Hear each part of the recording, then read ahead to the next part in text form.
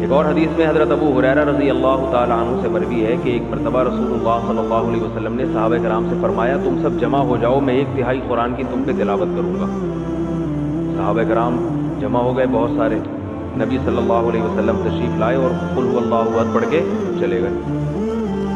ایک صحابی نے عرض کیا، آپس میں بات چیت کی کہ بھائی اللہ کے نبی نے تو ہم سے کیا فرمایا تھا، 1/3 قرآن، اور میں یہ سمجھتا ہوں کہ یہ اللہ نے آسمان سے کوئی خبر دی تھی کہ نبی 1/3 قرآن پڑھیں گے، نبی نے اپنی طرف سے یہ کام نہیں کیا ہوگا، لیکن ہم پر تو 1/3 قرآن نہیں پڑھا۔ تو آپ صلی اللہ علیہ وسلم تشریف لائے اور فرمایا کہ سورہ اخلاص جو میں نے پڑھی ہے یہ 1/3 قرآن ہے، اتنی بڑی فضیلت ہے اس کی۔ اب علماء نے اس کے مطلب بیان کیے کہ 1/3 قرآن ہونے کا مطلب کیا ہے۔ دیکھنے میں تو 1/3 قرآن نہیں ہے نا، لیکن 1/3 قرآن کا مطلب کیا ہے؟ تو اس کے 2 مطلب بیان کیے گئے ہیں۔ اس لیے علماء کہتے ہیں جس نے 3 مرتبہ قل هو اللہ احد پڑھ لی اسے 1 قرآن کی تلاوت کا ثواب ملتا ہے۔ سمجھ رہے ہیں؟ جس شخص نے 3 مرتبہ قل هو اللہ احد پڑھی اسے 1 قرآن کی تلاوت کا ثواب۔ اب اس پر اشکال ہوتا ہے کہ 3 مرتبہ قل هو اللہ پڑھ کے جب 1 قرآن کی تلاوت کا ثواب مل رہا ہے تو الحمد سے لے کے والناس تک قرآن مجید پڑھنے کا فائدہ پھر کیا ہے؟ سوال ہی سمجھ میں نہیں آ رہا، جواب کہاں سے سمجھ میں آئے گا؟ جس قوم کی سمجھ میں سوال ہی نہیں آئے اس قوم کی سمجھ میں آ گیا سوال؟ آپ کی نہیں آیا؟ بھائی جب 3 دفعہ قل هو اللہ پڑھنے سے 1 قرآن کا، کیونکہ 1/3 ہے نا، 1/3 ہے، تو 3 دفعہ پڑھ لیں گے تو 1 قرآن ہو جائے گی، تو پھر الحمد سے لے کے والناس تک پڑھنے کی کیا؟ شکر ہے سمجھ میں آ گیا۔ اچھا آواز کی وجہ سے نہیں آیا تھا۔ تو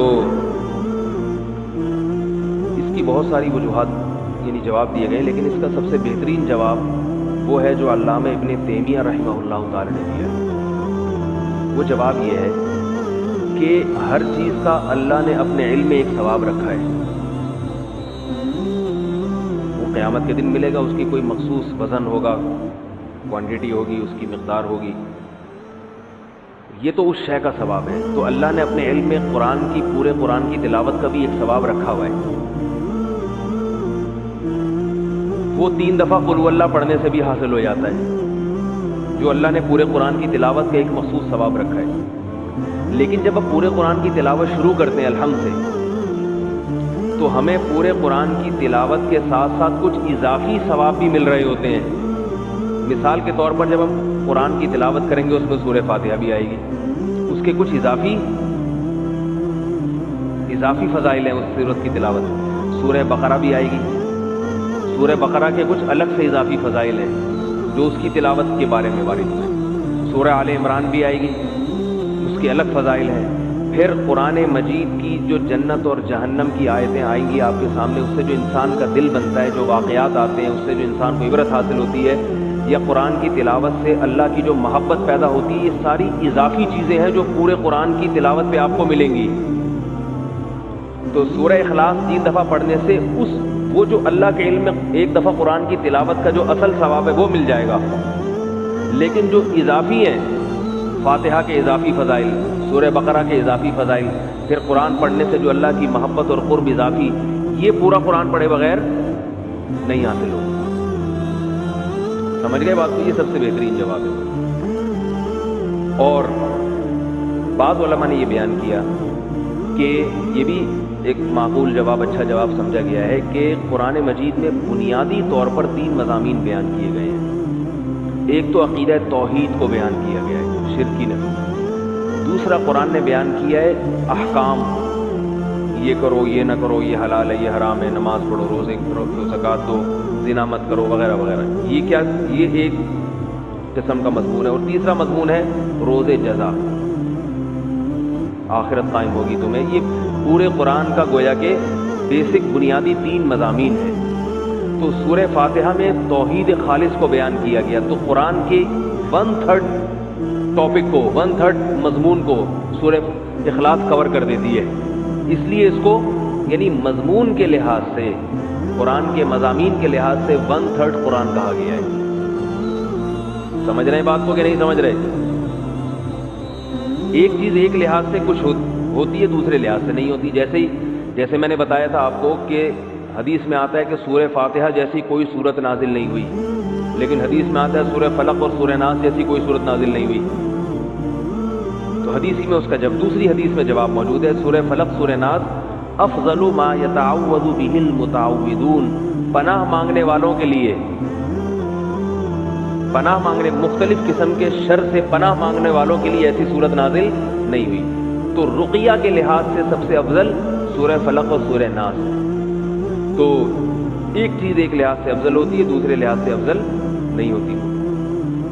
تو اس لحاظ سے ایک سورہ اخلاص کو کیا کہا گیا؟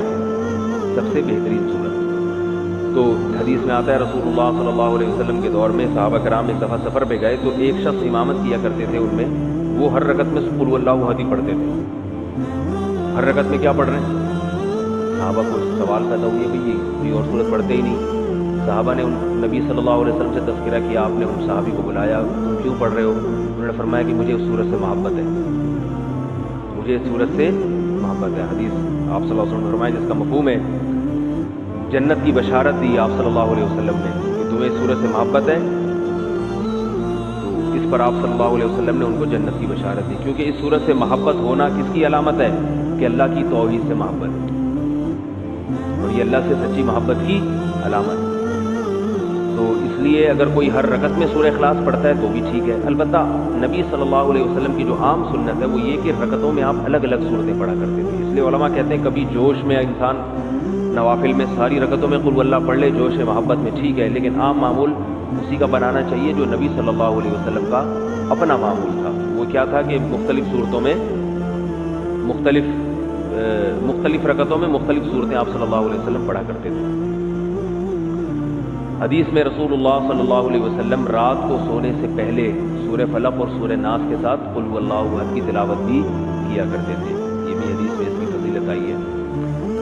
ایک حدیث میں آتا ہے رسول اللہ صلی اللہ علیہ وسلم نے فرمایا، حضرت ابو ہریرہ رضی اللہ تعالیٰ عنہ سے مروی ہے کہ نبی صلی اللہ علیہ وسلم نے فرمایا کہ اللہ تعالیٰ ارشاد فرماتے ہیں، جب نبی یوں کہتے ہیں کہ اللہ نے ارشاد فرمایا تو ایسی حدیث کو حدیث قدسی کہا جاتا ہے کہ اللہ تعالیٰ فرماتے ہیں کہ کذبنی عبدی ولم یکن لہ ذلک، میرے بندوں نے مجھے جھٹلایا حالانکہ میرے بندوں کے لائق یہ نہیں تھا کہ مجھے جھٹلاتے۔ وشتمنی عبدی، میرے بندوں نے مجھے گالی دی ہے، ولم یکن لہ ذلک، حالانکہ ان کے لائق نہیں تھا کہ اپنے معبود کو گالی دیں۔ کیسے؟ اللہ کے نبی فرماتے ہیں کہ اللہ تعالیٰ نے فرمایا کہ میرے بندوں نے کہا لن یعیدنی، میرے بندے نے کہا لن یعیدنی ابدا، اللہ مجھے دوبارہ زندہ نہیں کرے گا، کما بدأنی، جیسے پہلی مرتبہ پیدا کیا تھا۔ تو یہ مجھے جھٹلایا، حالانکہ جس نے پہلی مرتبہ پیدا کیا ہو اس کے لیے دوبارہ بنانا تو اور آسان ہوتا ہے۔ یہ اللہ کے الفاظ بتا رہا ہوں، نبی نے جو فرمائے۔ تو اللہ فرماتے ہیں کہ حالانکہ دوبارہ بنانا تو پہلی دفعہ سے بھی آسان، تو یہ میرے بندے مجھے جھٹلاتے ہیں، کہتے ہیں پہلی دفعہ تو بنایا مگر دوسری دفعہ نہیں بنا سکتا۔ اور شتمنی عبدی، اور میرے بندے نے مجھے گالی دی، ولم یکن لہ ذلک، حالانکہ اسے نہیں چاہیے تھا کہ مجھے، اس کے لیے لائق نہیں ہے کہ مجھے گالی دے۔ کیسے بھئی؟ اللہ کو تو کوئی بھی گالی نہیں دیتا۔ تو نبی نے فرمایا کہ اللہ تعالیٰ فرماتے ہیں کہ بندہ کہتا ہے اتخذ اللہ ولدا، اللہ نے اپنے لیے کسی کو بیٹا بنا لیا ہے۔ جیسے عیسائی کہتے ہیں اللہ نے حضرت عیسیٰ کو بیٹا بنا لیا، تو اللہ کیا کہتے ہیں؟ یہ مجھے میرے بندے نے گالی دی ہے۔ اس سورت کا شان نزول بھی یہی ہے کہ بنیادی طور پر جو اس سورت میں جو سمجھایا گیا ہے یہود و نصارہ کے عقیدے کی نفی ہے۔ عیسائی کہتے ہیں کہ حضرت عیسیٰ ابن مریم اللہ کے بیٹے ہیں، بڑی لمبی چوڑی بات گھماتے ہیں، کیونکہ حضرت مریم کے اولاد شوہر نہیں تھے، اور تمام پیغمبر جتنے بھی آئے ہیں ان سے پہلے گناہ ہوئے ہیں، تو اللہ نے کہا ایسا پیغمبر بھیجوں گا جس سے گناہ نہ ہو سکتا ہو، تو اللہ ہی نے اپنے کلمے کی شکل میں، اللہ ہی اپنے دوسرے جلوے میں آ گیا۔